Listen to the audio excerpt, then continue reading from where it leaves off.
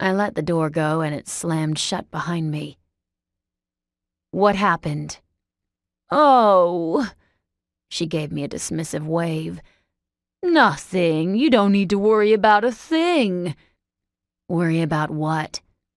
"We're going to be fine." I hadn't moved. My purse still hung from my arm. "Mom, what happened?" Boxes were everywhere, even in the kitchen. I saw 2 empty wine bottles in the sink. "You and me, honey, we're going to be just fine." "Where's Dad?" Her hands froze.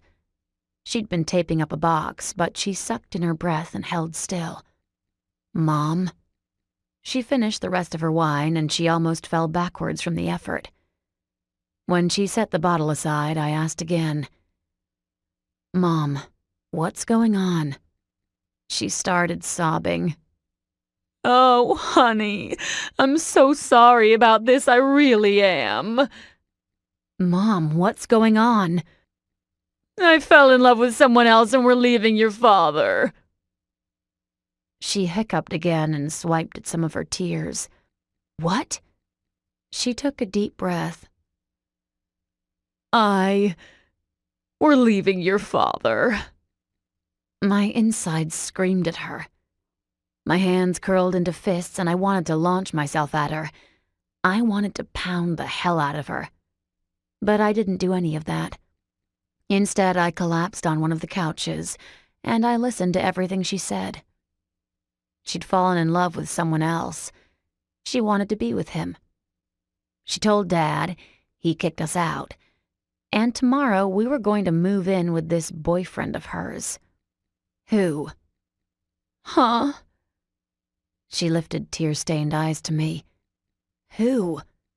A soft sob, and she whispered, "James Kade." "James Kade?" She nodded and wiped her arm over her face. "He has 2 boys your age, honey. You might know them."